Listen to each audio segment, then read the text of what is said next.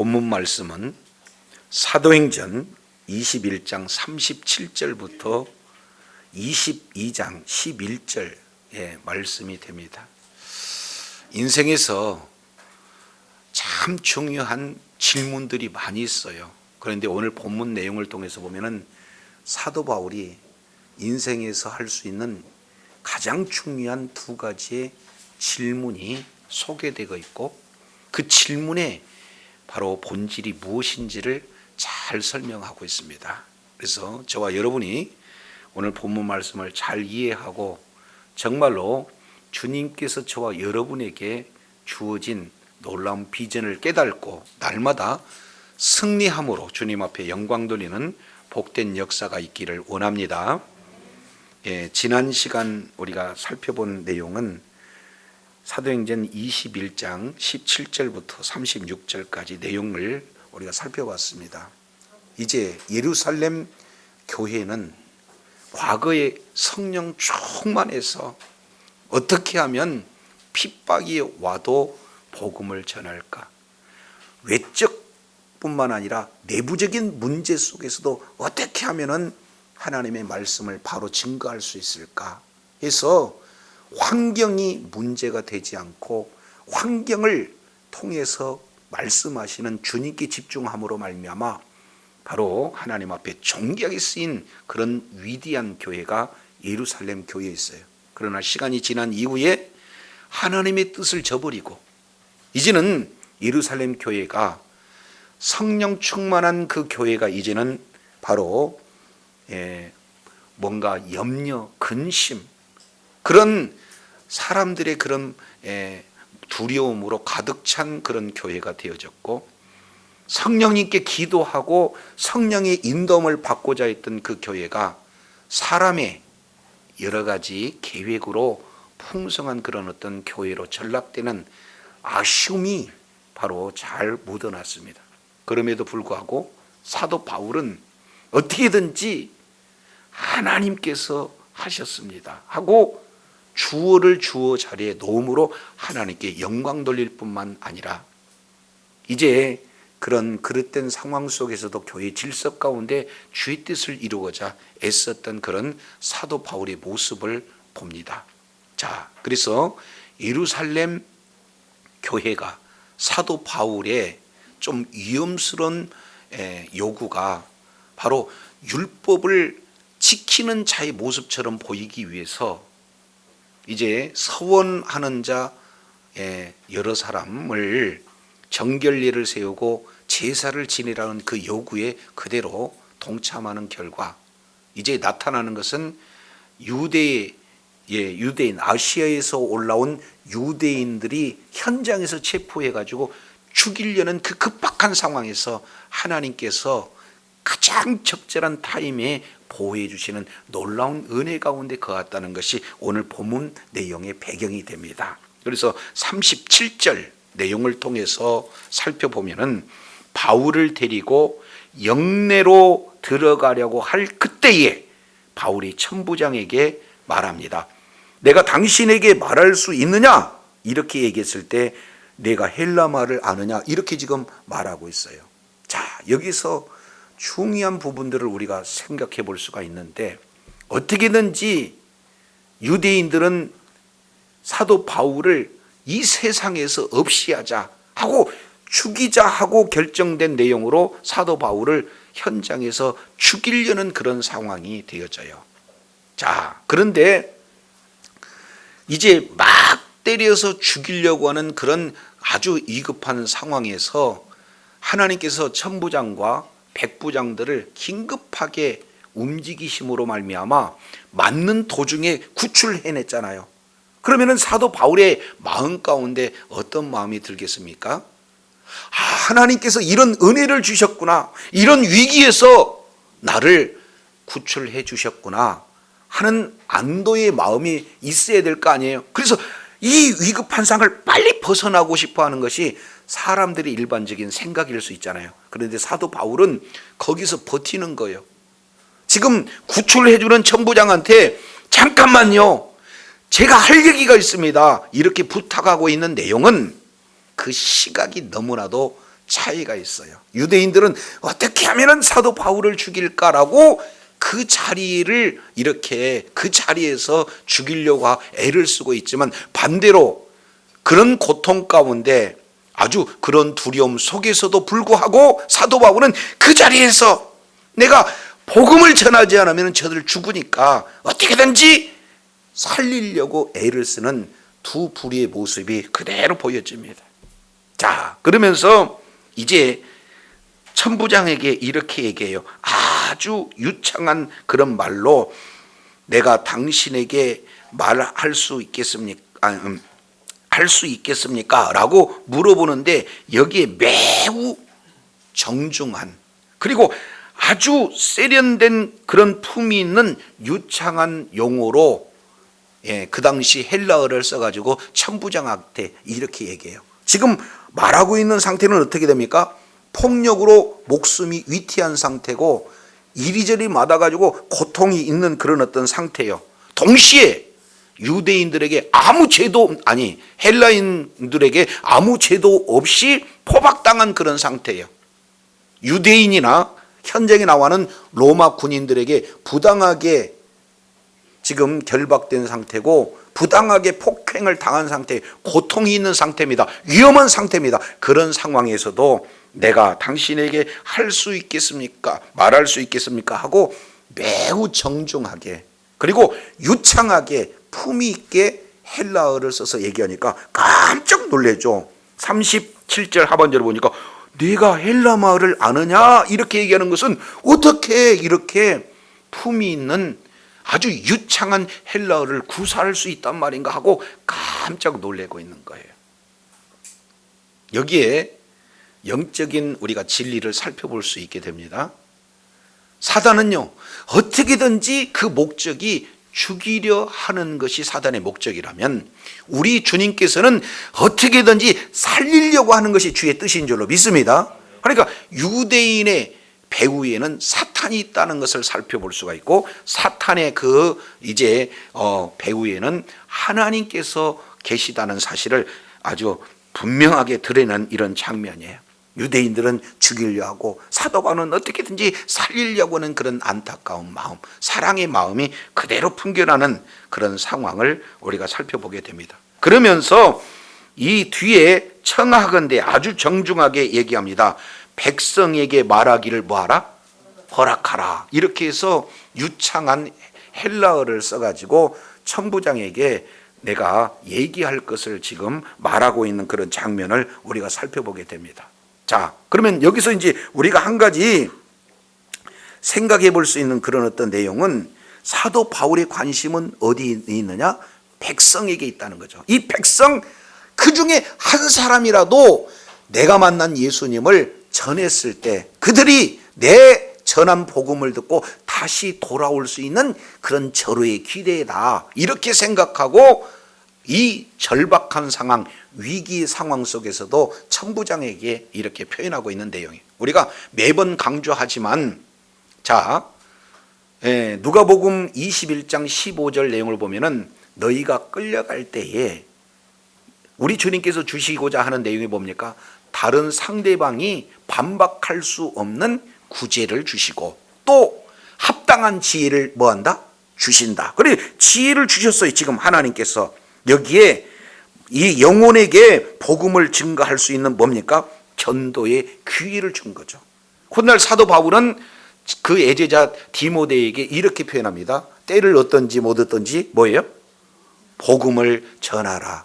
지금 사도 바울은 손으로 막 얼굴도 맞고 배도 맞고 그냥 발로 채이고 얼마나 고통스러운 상황이에요. 그리고 어떻게든 이 상황을 모면하는 것이 사도 바울의 육신상에는 얼마나 좋아요. 그럼에도 불구하고 그런 상황 속에서도 내가 복음을 전하지 않으면 안 되겠다 싶어서 지금 복음을 전할 수 있는 기회를 달라. 왜냐하면 지금이야말로 전도의 기회다, 이렇게 생각하고 있는 거죠. 자, 이런 사도 바울의 그 열정이 저와 여러분에게도 있기를 원합니다. 어떤 상황 속에서도 예수가 그리스도라는 사실을 증거하고자 하는 그 열정, 이 내용이 그대로 삶 속에 묻어나고 있는 부분들을 보게 됩니다. 자, 그랬을 때 40절에 이렇게 표현합니다. 40절 내용을 보니까 천부장이 이제는 허락을 했어요. 그랬더니 바울이 층대 위에 서서 손짓, 백성들에게 손짓 해가지고 뭐 합니까? 조용하니까 히브리 방언으로 말했다, 이렇게 표현합니다. 지금 아주 극한 상황이, 그럼에도 불구하고 층대 위에 섰다, 그 얘기는 아주 당당한 모습으로 지금 서 있는 사도 바울의 모습을 보게 됩니다. 그리고 손짓을 했어요. 자기를 죽이려던 그런 포악한 무리들을 향해서 손짓을 쫙 하니까 무리들이 그 손짓 보고 조용했습니다. 그랬을 때 무엇으로 지금 얘기합니까? 히브리어로 얘기했다. 이게 참 중요해요.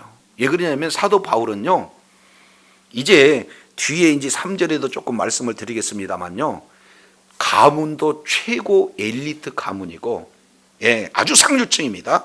그리고 배움, 성장 과정과 배움, 유대교에서도 최고의 상류층의 사람이에요. 그렇기 때문에 아주 품위 있는 그런 헬라어를 구사할 수 있는 그런 실력자입니다. 그런 자가 그런 시대적 상황 속에서 어떻게 하면은 헬라어로 많이 쓰기를 원했어요. 사실은 오늘날도 그러죠. 이제 어떤 분이 유학을 갔다 왔어요. 그러면 대부분 한국말로 하는 것을 즐겨합니까? 중간중간 죄송합니다 하면서 또 영어를 씁니까? 왜 그래요? 나 이 정도 실력이 있습니다, 이렇게 얘기잖아요. 그러니까 그때 당시에 유대인들조차도 코인의 그릭, 바로 헬라어, 그때 당시 쓰는 헬라어를 쓰는 것을 뭔가 자랑스럽게 여기는 그런 내용인데, 사도 바울은 그런 품위 있는 헬라어에 능통했는데도 불구하고 굳이 히브리 방언으로 이렇게 얘기한다는 것은 그 대상, 바로 히브리인들 중에 한 사람이라도 이 복음을 증거하기 위한 그런 사도 바울의 그런 사랑이 묻어져 있습니다. 자, 그렇게 해서 이제 복음을 이렇게 전하는데 22장 1절 내용을 통해서 보면은 이렇게 표현하고 있어요. 참 중요한 내용이 소개가 됩니다. 우리가 22장 1절, 부형들아, 내가 지금 다 같이 한번 22장 1절 읽습니다. 시작.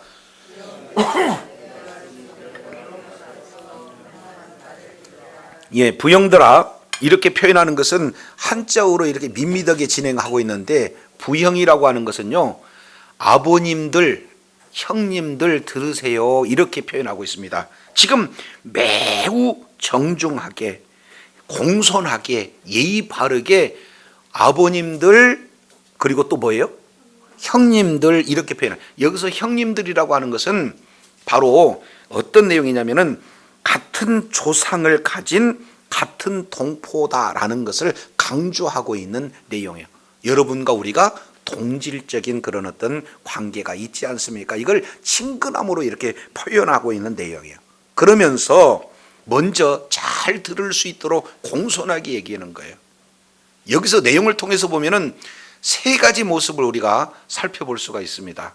자, 첫 번째 내용을 통해서 보면은 유대인인데 굉장히 포악한, 사도 바울을 죽이려고 하는 그런 모습이 있고, 또 이방인인데 불구하고 천부장 같은 그런 경우에는 아주 상대방에 대해서 배려해 줄 수 있는 그런 모습도 보여요.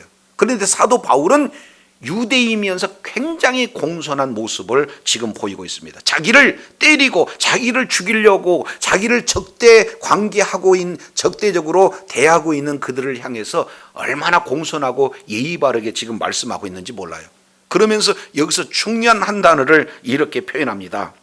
아버님들, 형님들, 내가 지금 너희 앞에서 뭐 하는 말을 들으라? 변명하는 말. 여기서 변명한다는 것은 변호하다는 뜻이에요. 자기가 자신을 위해서 변호하고, 그리고 유대인들은 자기를 고소하는 검사의 위치에 있고, 이 부분들을 잘 판단하는 재판장과 같은 모습은 누구냐? 바로 이 천부장이다, 이렇게 표현하면서 마치 재판장에서 자기를 변론하는 그런 내용들을 말씀하고 있습니다.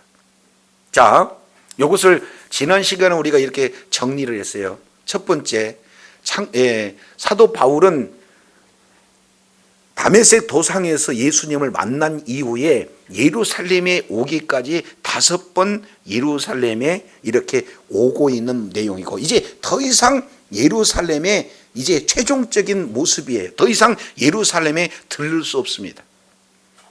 자, 그런 상황이고, 동시에 들러서 이제는 여기에 체포된 이후로, 여기서 붙들리는 이런 이후로 5번 변론하고 있는데, 첫 번째 이 변론 장면이에요. 로마인은 죄가 없는데 붙들었습니다. 그리고 유대인들은 죄가 없는데 돌로 이렇게 죽이려고 합니다. 그랬을 때 사도 바울은 자기 자신에 대한 변론인데, 자기의 안위를 위해서 변론하는 것이 아니라 유대인들 한 사람이라도 어떻게 주님의 품으로 돌아올 수 있는 복음 전도하는 그 내용이 변론의 핵심을 이루고 있어요. 그러면서 한번 따라하겠습니다. 지금 들어라. 지금 들어라. 아니요, 내일이 아니라 뭐예요? 지금 들으라는 거예요. 더 이상 당신들에게 전할 수 있는 기회는 지금뿐이 없다. 이게 사도 바울이 죽어가는 인생들을 향한 그런 외침이에요. 저도 여러분도요, 이 내용 참 실감나게 적용되는 그런 부분들이 얼마나 많이 있는지 몰라요. 그렇지 않습니까? 제가 이제 가덕동 그 지역에서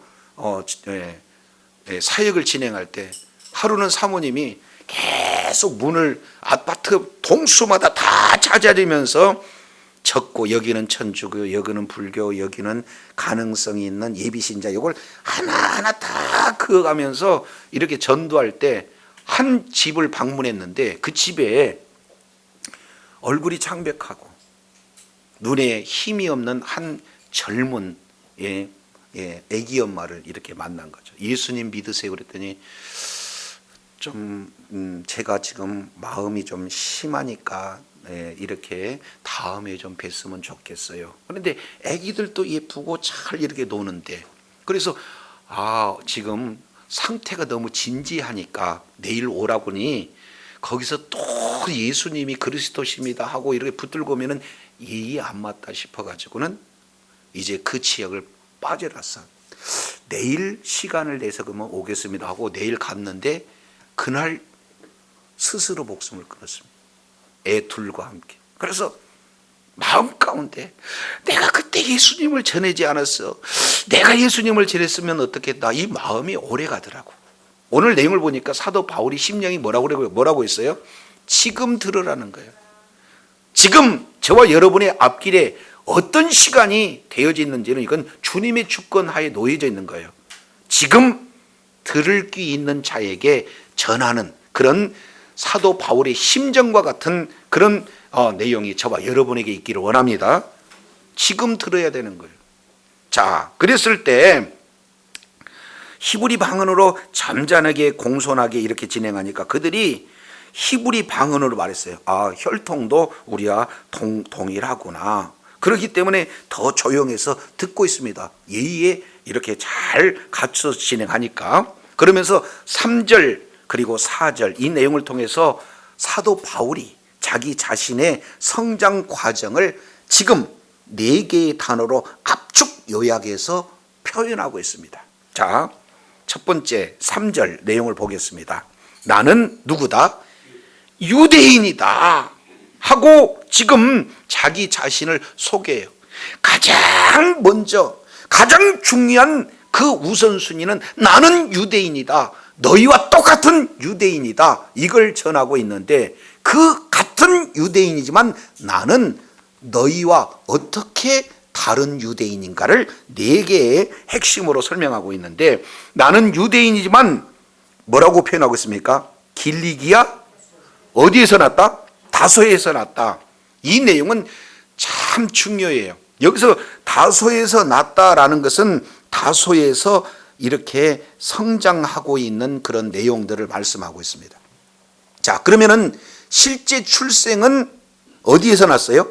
길리기아 다소에서 났어요. 이 내용은 굉장히 사도 바울이 이렇게 자랑할 수 있는, 프라이드를 가질 수 있는 그런 내용이에요. 왜 그러냐면 지방 분들한테 이렇게 나 서울에서 났어 그러면은 지방 분들한테 내가 서울에서 태어났다 그 얘기는 나 서울 출신이야 이게 자랑거리의 내용이 되잖아요.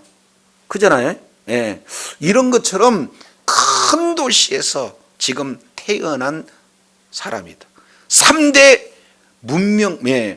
문화 도시에서 태어났다. 이제 경제가 굉장히 발전되어 있고 학문이 발전된 큰 도시에서 나 태어났거든 하고 같은 유대인이지만 더 자부심을 갖는 그런 내용이에요. 그런데요, 그 다음에 이 성에서 자라 이렇게 표현하고 있어요. 뭐라고요? 그러면 이 성은 어디입니까? 지금 예루살렘 성이에요. 예루살렘 성에서 자랐다는 것은요, 사도 바울이 큰 도시에서 아주 작은 예루살렘 성까지 아예 이민 온 그런 케이스예요. 왜 그렇습니까? 이유는 딱 하나. 바로 종교 때문에 그래요. 어떻게 하면 율법을 지키고 율법대로 살까? 이 내용이 자신에 의해서가 아니라 부모님에 의해서 자리가 옮겨졌다. 이렇게 표현해요. 그러니까 사도 바울의 아버지, 그 종교적 열심은 굉장한 분이다라는 것을 우리가 살펴볼 수가 있어요. 그래서 이제 성인이 되면은 그들은 13살 때 성인식을 진행합니다. 성인식 진행할 때 잘 알겠지만은 모세 오경을 달달달달 암송하는 거예요. 그 중에 성인식 때 한 권을 암송하는 것을 모든 사람한테 줄줄 외우는 그런 어떤 내용이 성인식의 하나의 과정이에요. 그러니까 사도 바울은 어렸을 때부터 성경에 능통했다. 부모님으로부터 그런 환경 속에서 자랐다. 그래서 예루살렘에 와서 지금 신앙을 위해서 이주할 정도로 나는 이 율법에 아주 어렸을 때부터 그런 복된 부모님 밑에서 환경에서 자랐다. 이것을 지금 자랑하고 있어요. 근데 그 앞에다가 그러나 이렇게 표현함으로 더 부각시킨 겁니다. 큰 성에서 태어났으나 작은 성 이 예루살렘까지 와서 이렇게 신앙을 생활하고 있던 나다. 그런데 세 번째 내용을 보니까 가말리엘 문화에서 우리 조상들의 율법의 엄한 교육을 뭐 했어요? 받았어요. 그런데 여기 가말리엘이라고 하는 내용은 뭐냐면은, 자, 유대인들은요 아주 랍비 하면은 굉장히 뭡니까? 귀하게 존경하는 사람들이 뭐냐? 랍비예요. 그러면 랍비들은 성경 말씀에 능통해서 많은 사람들을 가르치는 그런 지도자들의 위치에, 존경받는 자의 위치에 있잖아요. 근데 그 랍비들을 가르치는 율법 선생님을 뭐라고 표현하고냐? 오늘날 보면 목사님들을 가르치는 그런 선생님, 이렇게 이해하면 조금 빠르겠죠? 그런 자를 랍비, 그 사람들을 가르치는 자를 뭐냐면 랍반. 한번 따라하겠습니다. 랍반. 그러니까 이 랍비를 가르치는 그런 수준에 있는 사람을 랍반이라고 그러는데, 그 랍반이 그때 시대적 정황으로 보니까 약 7명밖에 없대요. 근데 그 7명 중에서도 가장 존경받는 사람을 누구를 꼽느냐면은 가말리엘 그래요. 그러니까 유대인들 중에서 가말리엘 모르면 간첩이죠. 근데 그 가말리엘 문화에서 내가 교육을 받았습니다. 그러니까 얼마나 율법에 정통하고 있는지를 이렇게 말씀하고 있습니다. 지금처럼요 학교에 많은 사람들이 이렇게 가서 배우는 게 아니라 랍비 교육은 선생님과 함께 살면서 함께 먹고 함께 생활하고 함께 자고 모든 것을 함께 하면서 성경 말씀을 어떻게 시간 속에서 상황 속에서 모든 대상들에게 어떻게 전하는가, 이런 내용까지도 아예 삶 속의 생활 속에서 습득하는 교육 방법으로 훈련받거든요. 근데 가장 존경받는 가말리엘, 근데 이 가말리엘도 누구 손자냐면은 히엘이라는 분의 손자예요. 히엘 학파, 당대 굉장히 유명한 학파 중에 하나가 히엘 학파, 양대 산맥 중에 하나. 근데 그 히엘 학파를 만드신 할아버지 밑에서 엄한 율법을 교육받아가지고 랍반으로서의 위치까지 오르는 그런 가말리엘 문화 소생이다. 굉장한 거잖아요. 자, 그런데 마지막 3절 하반절에 보니까 이렇게 가정 배경도 좋고 성장 과정도 기가 막히고, 그리고 하나님 말씀으로 훈련받는 기간도 탁월한데, 이 지식만은 가지고 뛰어난 게 아니라 하나님의 열심에 대해서 아주 탁월하다, 하나님에 대한 열심 있는 자다, 이렇게 표현을 하고 있습니다. 자, 그러니 성인 때를 이걸 표현하는 거예요. 그래서 자, 태어날 때, 그리고 유년기, 성장기, 뭐래요? 장년기, 전체 내용을 이렇게 총망라하니까 사도 바울은 어떤 누구하고 견주어서도 조금도 지림이 없는 그런 아주 자랑할 만한 그런 내용이다. 그런데 어떻게 내가 이렇게 율법에 정통한 내가 예수님을 믿고 어떻게 예수님의 증이 됐느냐, 이것을 이제 다음에 설명하는 내용이에요. 자, 사도 바울은 이렇게 말씀에 뛰어났을 뿐만 아니라 하나님에 대해 열심히 뛰어나는데 어떻게 열심을 하느냐, 4절에 보니까 이런 표현을 하고 있습니다. 내가 이 돌을 박해하여, 여기서 도라는 것은 예수 그리스도를, 복음을 얘기하는 겁니다. 내가 이 돌을 박해하여 사람을 죽이기까지 하고 남녀를 결박하여 뭐에 넘겼다? 옥에 넘겼다. 그래서 훗날 디모데전서 1장 13절부터 15절 내용을 중에 표현하잖아요. 나는 핍박자고 괴인 중에 괴수다라고 표현해요. 그 열정이 너무나 아주 강렬했기 때문에 어떻게 하나님이 아닌데 하나님이라고 있을 수 있느냐. 그러니 예수 믿는 믿음을 가진 자들은 살려둘 수가 없다, 이런 열정을 가지고 어디까지 간 거예요? 뒤에 보니까 5절, 이에 대제사장과 모든 장로들이 내 증인이다. 너희들 대제사장한테 공문 받아봤어?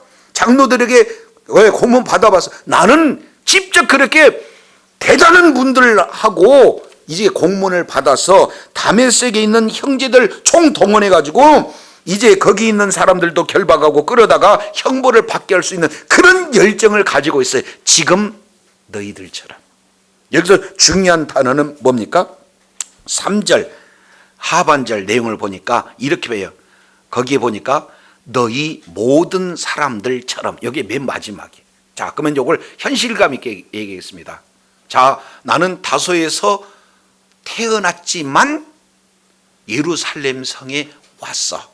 그리고 가말리엘 문화에서 율법을 받았어. 그래서 율법에 대해서는 너희들처럼 나도 율법을 잘 알고 있는 사람이에요.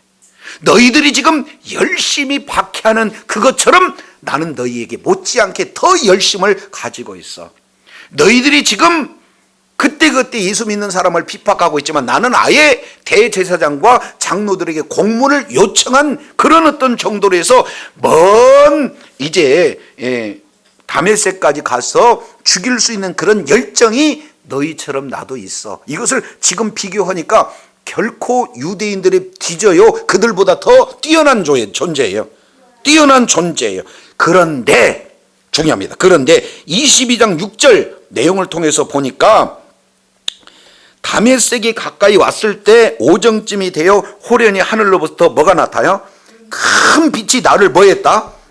둘러 비쳤다. 여기서 둘러 비쳤다는 것은 주위를 둘러가지고 꼼짝 못하게 빛이 둘러 에워싼 거예요. 그러니까 오도 가도 못한 겁니다. 그런데 이 빛이 어디서부터 나타났습니까? 하늘로부터 나타났어요. 유대인들의 사고는 하늘 그러면 누가 계신 곳입니까? 하나님이 계신 곳이에요. 그런데 여기 어느 때 이 일이 이루어졌느냐? 햇빛이 가장 강렬할 때가 오정 때예요. 근데 햇빛보다도 더 강력한 그 빛은 유일하게 하나, 뭐 뿐이 없습니까? 여호와의 영광뿐이 없어요.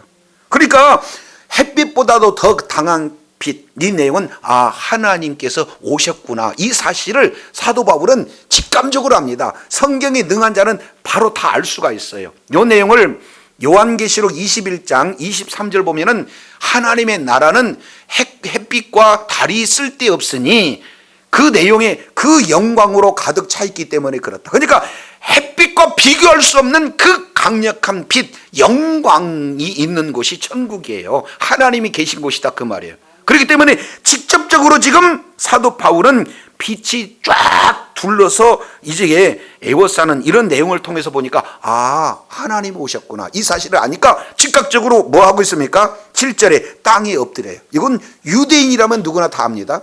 하나님의 임재 가운데 죄인된 사람은 설 수가 없기 때문에 딱 엎드리는 거예요. 그리고 하나님의 음성을 듣기 시작하게 되는 거죠. 그랬을 때 7절에 음성이 나왔어요. 소리가 나왔습니다.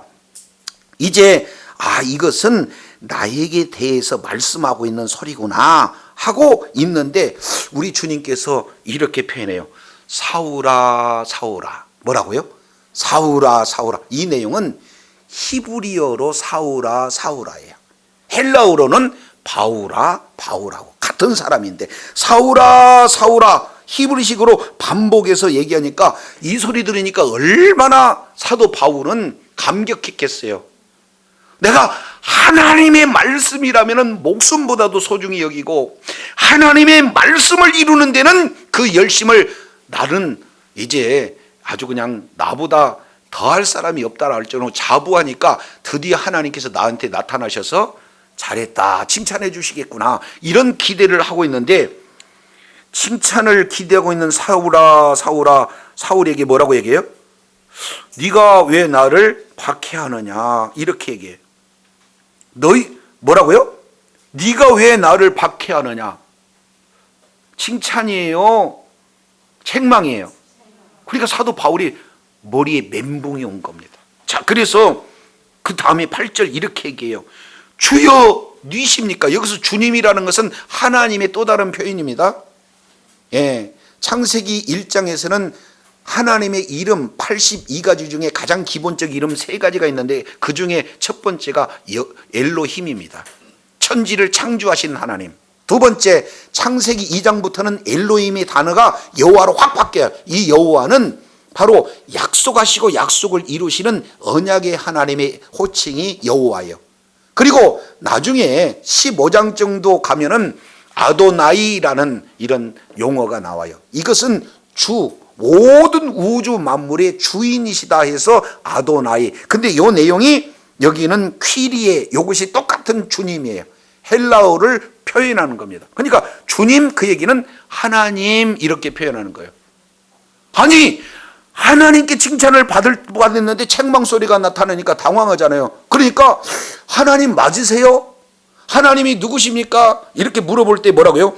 주여 니십니까? 이렇게 물어보고 있는 내용이에요. 그랬더니 이제 사도 바울의 완전 지금까지 가지고 있는 모든 것을 완전히 와르르 무너뜨리는 그런 소리가 나타나는데 그게 뭐냐? 나는 내가 박해하는 나사렛 예수라 이렇게 표현하고 있습니다. 여기는 두 가지 의미가 포함되어 있는 거예요. 한번 답니다. 나는 뭐뭇이다.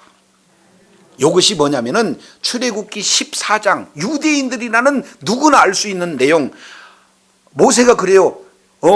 하나님이 누구라고 얘기합니까? 가서 그러면은 나는 스스로 있는 자다 이렇게 표현하는 것을 I am that I am 나는 나다 이렇게 표현할 수 있는 유일한 분은 하나님뿐이 없으세요. 그런데 나는 나다라고 지금 표현하고 있습니다.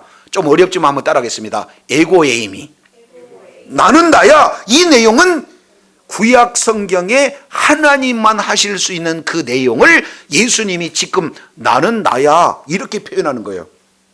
그런데 거기에다가 나는 누구냐? 네가 박해하는 나사렛 예수다. 나사렛 예수는 그때 당시에 유대인이라면 다 아는 사람, 사도 바울도 아는 거예요. 네가 나사렛 예수를 이단의 괴수라고 해서 십자가에서 죽였지 않느니.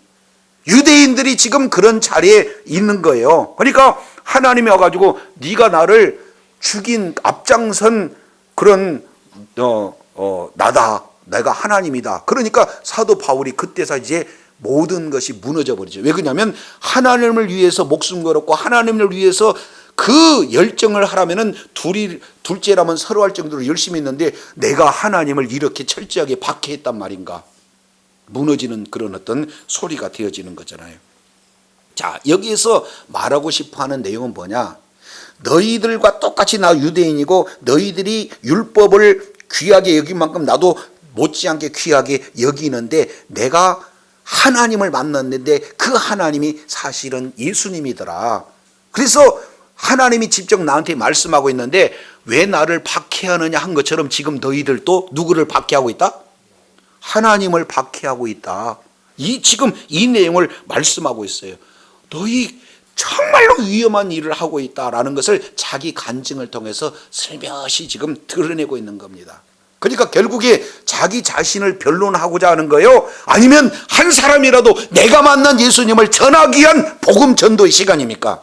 그럼요, 복음 전도의 시간이다. 그러면서 자 10절 내용을 보니까 그런데 자 9절 보니까 나와 함께 있는 사람들이 빛은 보면서도 나더러 말하시는 일에 소리는 뭐한다? 알아듣지 못했다. 소리는 들었습니다. 다른 22장 26장 이 내용을 통해서 보면은 아주 그냥 무슨 우레소리로 이렇게 소리는 들었는데 무슨 소리인지 못 알아들었어요. 그러면 여기서 중요한 거예요. 똑같은 시간에 똑같은 장소에 똑같은 그런 사람 대상으로 빛이 보이고 음성이 들렸는데 음성을 듣는 사람도 있고 못 듣는 사람도 있다는 거예요. 이것이 얼마나 무서운 얘기냐면 지금 저와 여러분들이 다 이 자리에 예배하러 하나님 앞에 나왔잖아요. 그러면은 말씀이 전해질 때 이 말씀을 아멘하고 내 말씀으로 듣는 사람도 있지만 요거 우리 아내가 들어야 돼. 요거 A 집사님이 들어야 돼. 이렇게 해서 말씀을 못 듣는 어리석은 자들이 있다는 거예요. 그러니까 이 시간 하나님의 말씀을 통해서 주의 음성을 듣는 귀한 시간이 되기를 원합니다. 못 듣는 사람이 있다니까요. 이것을 신명기 29장 4절 내용을 통해서 보면은 우리 주님이 이 말씀을 하고 있어요. 너희가 눈이 있어도 보지 못하고 귀가 있어도 듣지 못하고 그리고 마음이 있어도 깨닫지 못한다. 이렇게 말씀을 하고 있는 것을 보게 되어져요. 그러니 우리 하나님께서 보여주시지 않으면 들려주시지 않으면 깨닫게 해주시지 않으면 말씀을 들을 수가 없는 거예요. 그래서 지금 똑같은 그런 시간에 나는 들었는데 나와 함께한 자들은 이 소리를 못 들었다. 이 내용이고 동시에 지금 그런 자들이 이 시간 가운데 있을 수도 있다는 거죠. 자, 그러면서 이렇게 표현합니다. 한번 따라하겠습니다. 주여 무엇을 하리까? 주여 무엇을 하리까? 이것은 우리의 기도 제목이 돼야 되는 거예요. 그래서 인생의 두 가지 질문, 이것을 사도 바울이 가장 중요한 질문 두 가지를 지금 9절 그리고 8절에서 10절 이 두 내용에서 기록을 하고 있어요. 인생에서 가장 중요한 질문은요, 예수님이 누구신가? 주여, 주님 누구십니까? 예수님이요 하나님의 아들이요 예수님이 그리스도이신 줄로 믿습니다. 그러니까 우리의 구원자가 누구냐?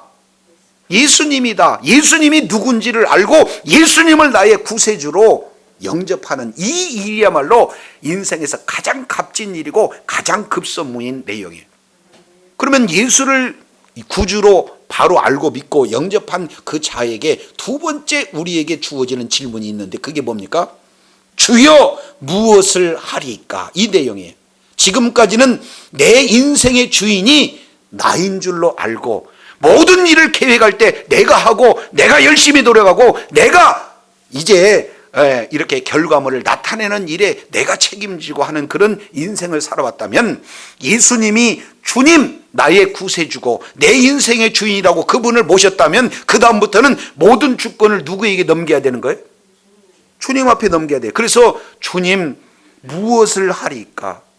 그렇지 않습니까? 이거 굉장히 중요해요. 이게 신앙인의 가장 성숙한 모습의 내용이에요. 저와 여러분이 이런 기도를 계속 드리는 그런 복된 자리에 있기를 원합니다. 아니면 이렇게 얘기해요. 내가 예수님을 믿었고 이제 지옥 가지 않고 천국 가요. 그러니까 가끔씩 이제 교회 나오든지 아니면 교회 나와서 30년 동안 이렇게 얘기한다 그 말이에요. 예수님 제가 이 사업을 하는데 이 내용을 어떻게 쓰면 좋겠습니까? 나 좀 도와주세요. 이 일을 진행하는데 이런 환경 열어주세요 라고 하는 그 내용은 전적으로 주님을 의지한 것 같았지만 내 인생에 내가 결정하는데 내가 필요할 때마다 나를 도와주세요 라고 진행한다면 진정한 주인이 납니까? 주님입니까? 마치 주님을 내 종부리하는 그런 어떤 모습이에요.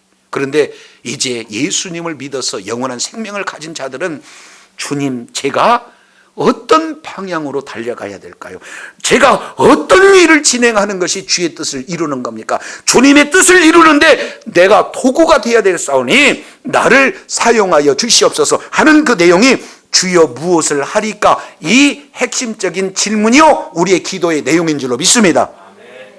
내 인생의 주님을 끌어당겨서 나를 도우시는 주님으로 전락하는 것이 아니라 진정한 주님이 내 인생에 주님이 되게 하시고 주의 뜻을 이루는데 저와 여러분이 끝까지 쓰임받는 도구요 주님께 영광 돌리는 복된 자리에 있기를 원합니다. 이렇게 위대한 질문 두 가지를 진행을 딱 했더니 우리 주님이 이 부분을 직접 가르쳐주면 얼마나 좋아요.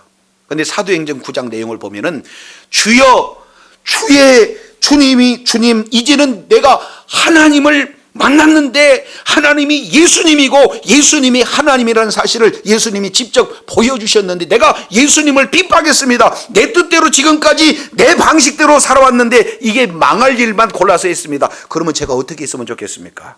라고 물어봤더니 그거 알려줄 사람이 있어. 두 가지입니다. 일어나. 또 하나는 들어가라.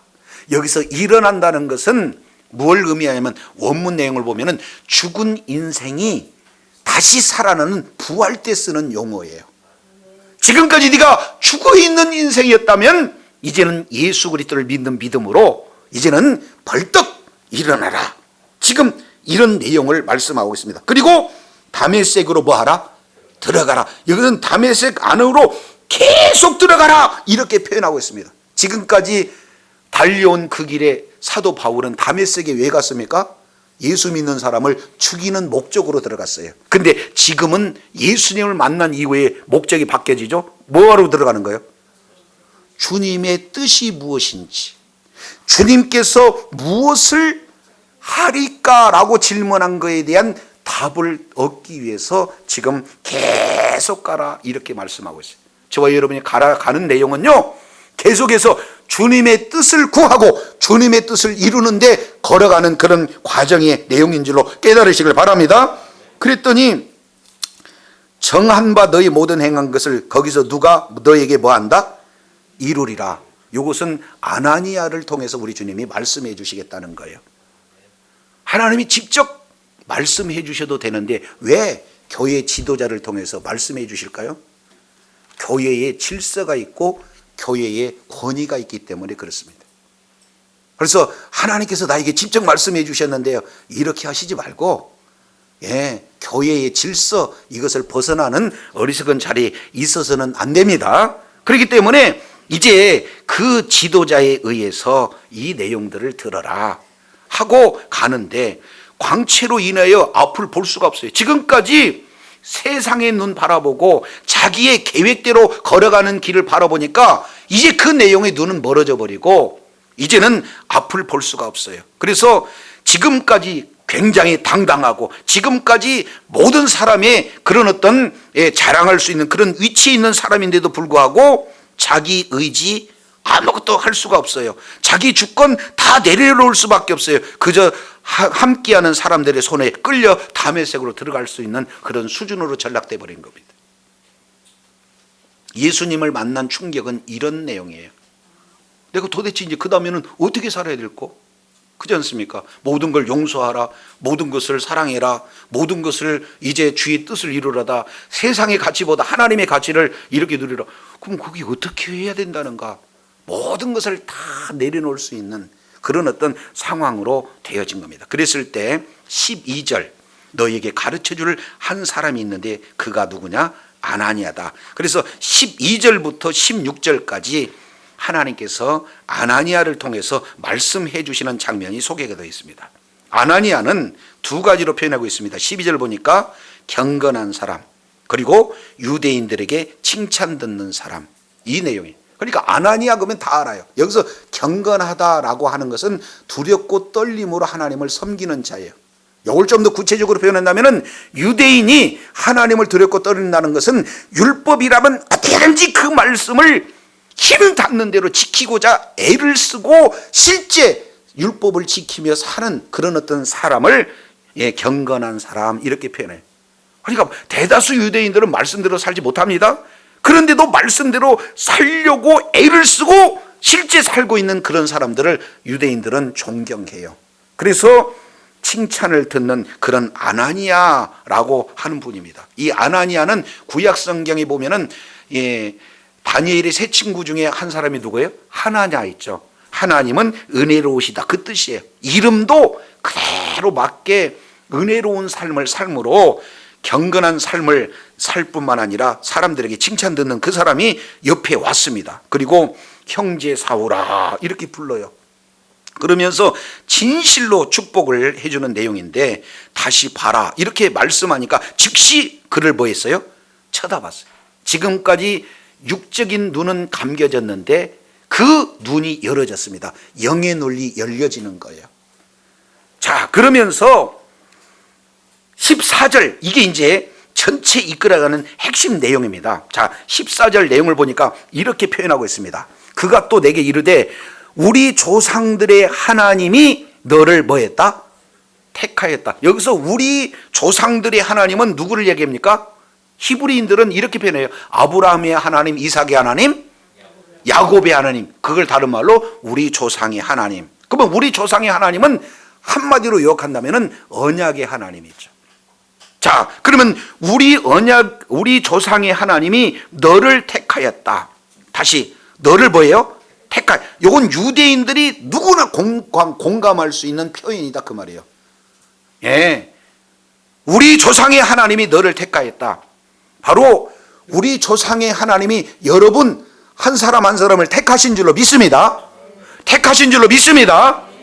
택하셨는데 왜 택했냐 그 말이죠. 요걸 모르면은 안 돼요. 그래서 택한 목적 세 가지를 말씀하고 있어요. 저와 여러분을 예수 그리스도를 믿는 믿음을 허락하시고 이제 하나님의 자녀로 만세 전부터 택하셨는데 왜 택했는가 그 이유를 알아야 된다 그 말이죠. 그 세 가지가 첫 번째 내용을 통해서 보니까 목적 세 가지. 첫 번째 뭡니까? 자기 뜻을 뭐하게 알고? 그러니까 하나님의 뜻을 알게 하기 위해서 저와 여러분을 택하셨어요. 사도 바울이 아나니아를 만나서 가장 먼저 제가 무엇을 하겠습니까? 무엇을 해야 될까요? 그게 뭐예요? 하나님의 뜻을 알게 하는 겁니다. 하나님의 뜻. 그래서 저와 여러분은 하나님의 뜻을 알고 하나님의 뜻을 이루는 삶을 사는 저와 여러분이 돼야 될 줄로 믿습니다. 사도 다윗을 왜 택했어요? 마음에 합한 자라.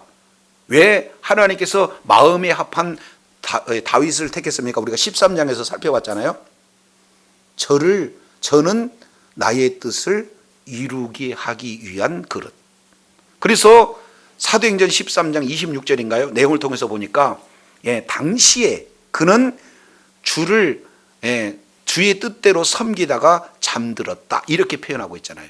그러니까 우리 주님은요 시대적으로 택하시고 쓰시기 위한 사람은 어떤 사람을 씁니까? 첫 번째는 하나님의 뜻이 무엇인지 알려주시고 하나님의 뜻을 이루는 도구로 쓰신다는 것 기억하시 바랍니다. 그러면 하나님의 뜻이 뭐냐 그 말이죠. 이것도 하나님의 뜻 저것도 하나님의 뜻인데 이 내용을 구약 성경 속의 신약 성경이라고 하는 것을 우리는 이사야 그래요. 그 이사야서 중에서도 가장 복음을 잘 표현하고 있는 내용이 이사야서 52장 13절부터 53장 12절까지 15절이에요.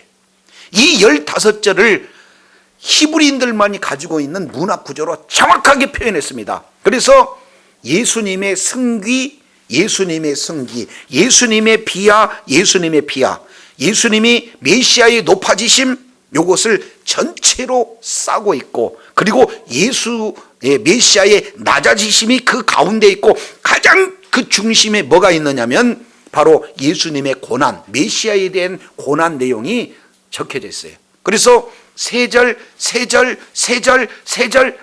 이렇게 해서 5문장으로 정확하게 히브리 문장 구조로 키아중 구조로 정확하게 표현하고 있는 그런 내용이 그 중에 이사야서 53장 10절 내용을 보면 하나님의 뜻이 무엇인지 예수님이 속건 제물로 우리 주님 앞에 이제 드려졌을 때 바로 죄 사함을 받고 모든 사람들에게 하나님의 뜻을 이루는 일을 예수 그리스도를 통해서 알게 하기 위했다. 지금 주님 말씀하고 있어요.